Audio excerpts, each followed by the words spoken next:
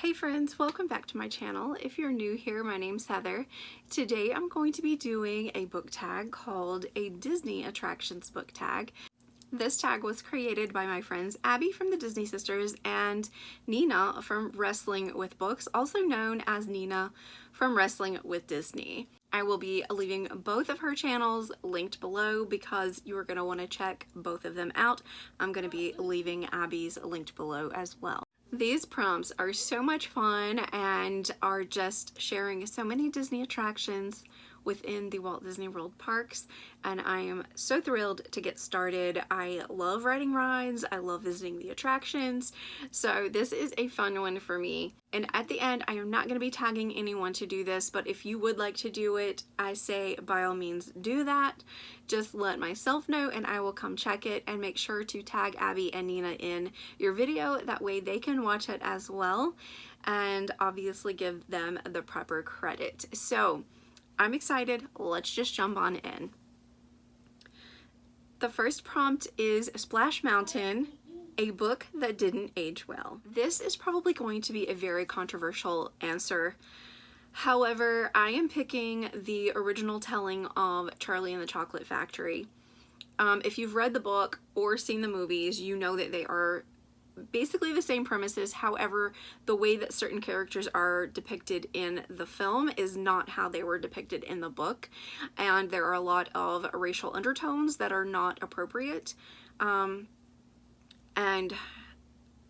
there's just a lot of things not appropriate in the original. As you know, even with Disney retellings and things like that, the original story that Walt Disney adapted the movies and the fairy tales that we love are not the original tellings, and some of them are pretty disturbing. So that is just the same case with this book, and if you've never read it, then you either can or you don't have to. I don't know, but it does definitely have some issues within its writing and depiction of human beings. Number 2, Country Bear Jamboree, a book with a great ensemble cast. Oh shoot, I didn't even pick one for this. Sometimes, you know, I get a little scattered, and so I try to write the prompts for things like this down, and I didn't write one down for this. I am in so much trouble, y'all. Well. I know I had something in mind, and now I think I just ruined it. I remembered what I was picking, so I went ahead and grabbed it really quickly, and it is Safe Haven by Nicholas Sparks. It is an older novel of his, but it is, oh my goodness, it is incredible. It is incredible, you guys. I loved the book, I love the movie, and if you haven't read the book or seen the movie, then put it on your list because it's everything that you would want it to be. I know that Nicholas Sparks is not loved by a lot of people because he tends to be predictable. You know that someone's gonna die, you know all of these things are gonna happen. Like, there's always something that's gut-wrenching in there, but there's always a love story. He's kind of predictable, but like in the best way possible. It leaves you wanting to come back to read more of his books. So he does it right. He does it in a really good way.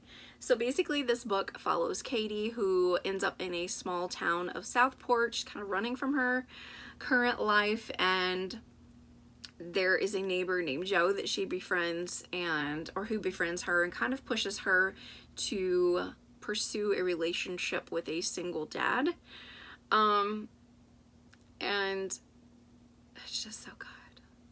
I didn't see the ending coming at all. At all.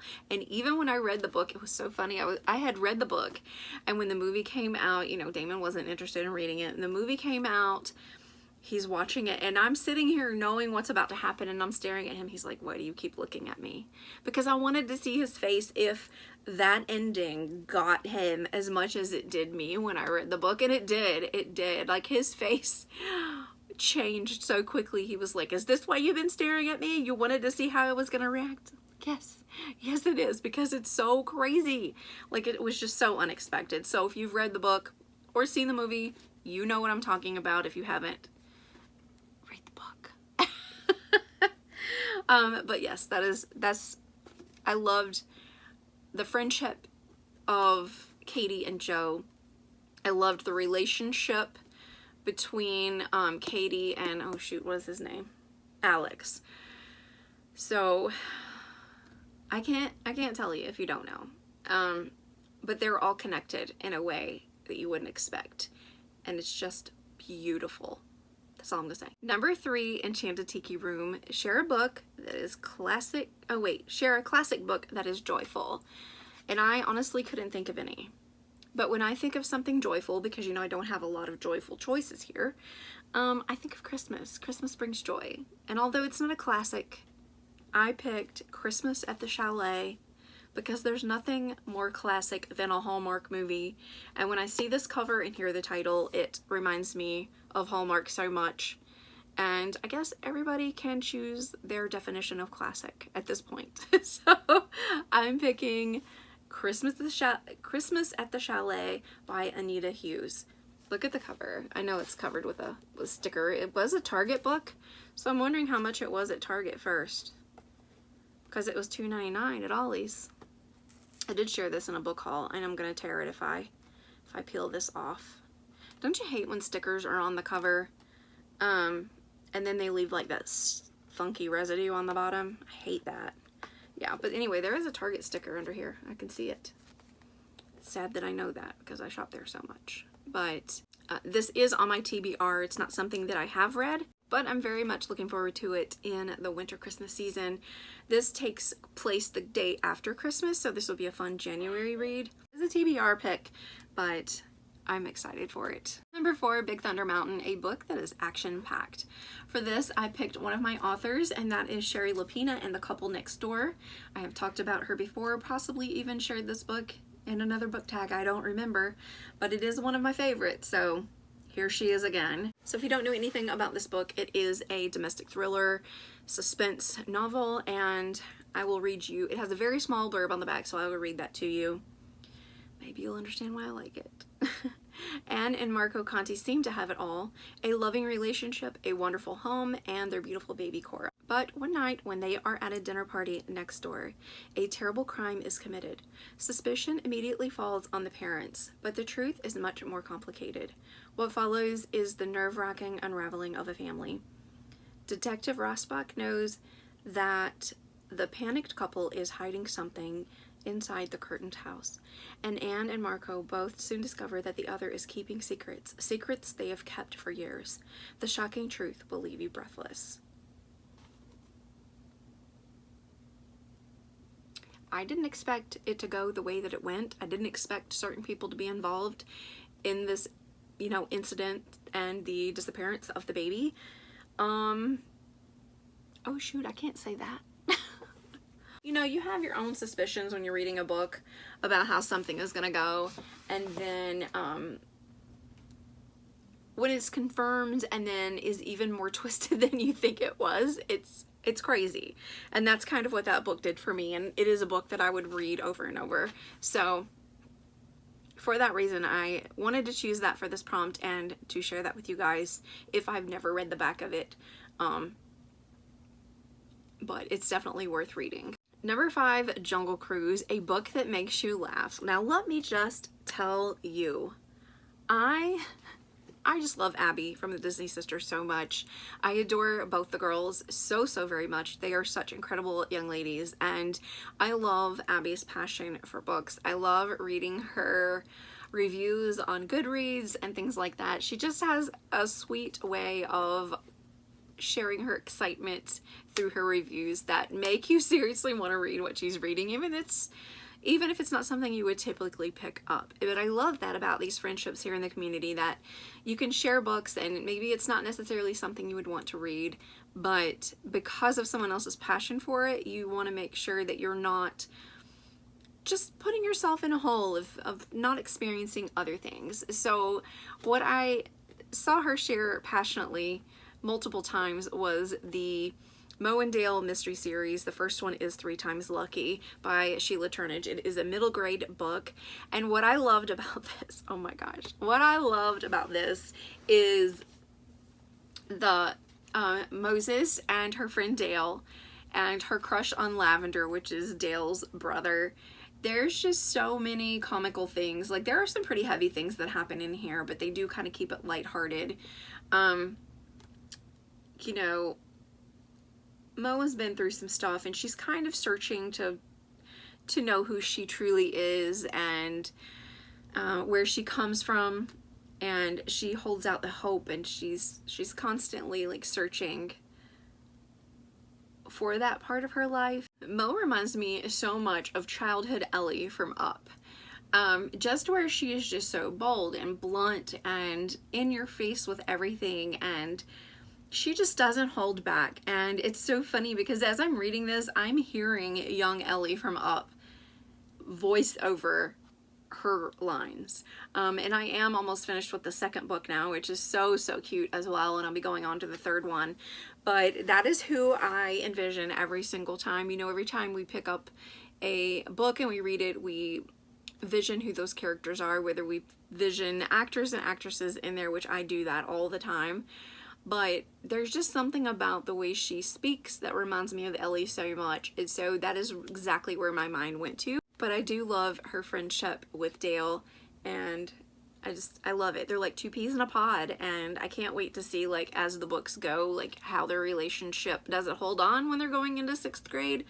I don't know, we'll find out, but I think it's so great what a bond they do have, and they just accept each other for who they are, and it's like they know each other inside and out. But yeah, she's a pistol, that's for sure. Number 6, It's a Small World, a book with an international setting. And so my choice for this one is one you've heard me talk about so many times, but I'm going to share it again. It's The Sanatorium. This was gifted to me by my sweet friend Lindsay. I'm going to link her channel below.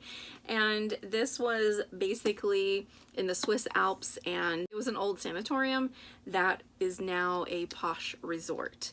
So a lot of things happen here, sinister plans and all of that jazz. You've heard me talk about it before, so I will not stay in this prompt very long, but it's a really good book. Number 7, Haunted Mansion, a book that haunted you or stayed with you.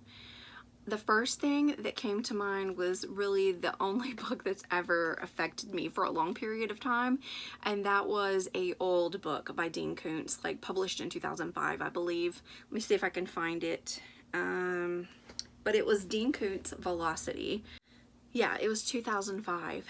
So it basically says, set in the Napa County, California, it is about a man in his 30s who takes law into his own hands when, out of the blue, he is threatened by an anonymous adversary.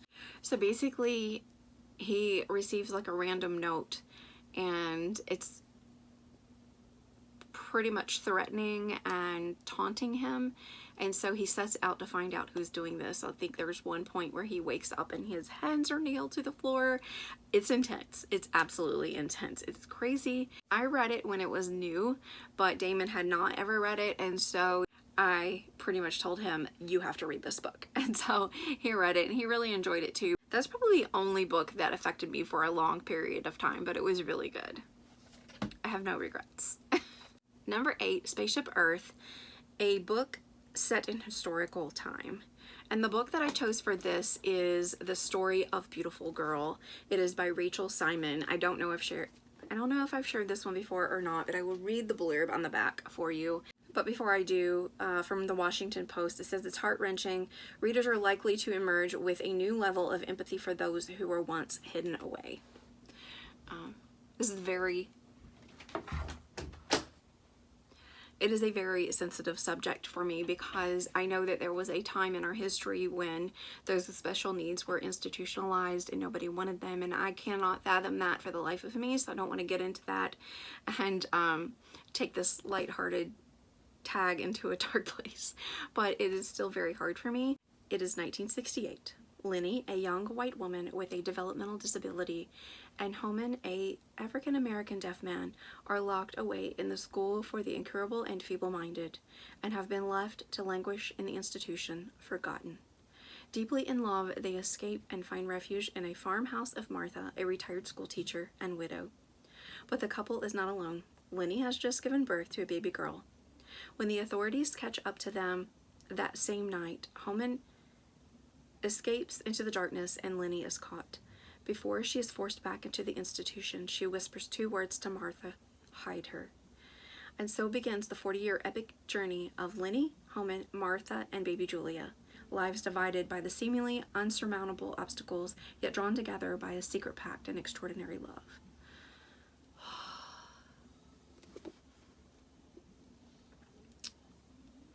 I'm gonna highly recommend that you read this. Number 9, Tower of Terror, a book that intimidates you. So instead of a book, I'll just use a series instead, and that is the Harry Potter series. I will probably never read it. I have no interest really to read it because I am that intimidated by. I know the books are pretty lengthy. I know that there are several of those books, and I just know that it's too much for me. It's a lot to keep up with all of the characters and so forth. So I probably will never read it because it is that intimidating, and when I get that intimidated, it takes the joy out of it, so I'll probably never read it. Number 10, and the very last prompt, is Flight of Passage, a book that features a fictional world. The book I chose for this is Red Riding Hood, and it's also a movie directed by Catherine Hardwicke. She actually wrote an introduction. She was the director of Twilight, and that is one of the reasons I read this book. One of the reasons that I watched the movie. I would definitely watch it again, and I would probably read the book again sometime, but this book does involve werewolves. Valerie's sister was beautiful, kind, and sweet. Now she is dead. Henry, the handsome son of the blacksmith, tries to console Valerie, but her wild heart beats for another, the outcast woodcutter, Peter, who offers Valerie another life far from home. After her sister's violent death, Valerie's world begins to spiral out of control. For generations, the wolf has been kept at bay by a monthly sacrifice, but now no one is safe. When an expert wolf hunter arrives, the villagers learn that the creature lives among them. It could be anyone in town. It soon becomes clear that Valerie is the only one who can hear the voice of the creature. The wolf says she must surrender herself before the blood moon wanes, or everyone she loves will die.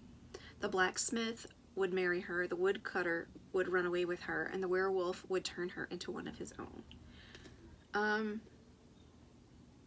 Yeah, and on the front it says, "Good girls don't talk to werewolves," but it's a really beautiful cover, actually. I don't have a lot of books with white covers, but it's really cool. I mean, it does have a couple blood splatters on there, but it's just really cool. So let me know if you've read this. I know this is not really a book that I've ever heard a lot of people talk about. But yeah, that is going to do it for this tag. I hope that you loved my choices. And if you are interested in doing this tag, then please go ahead and do it.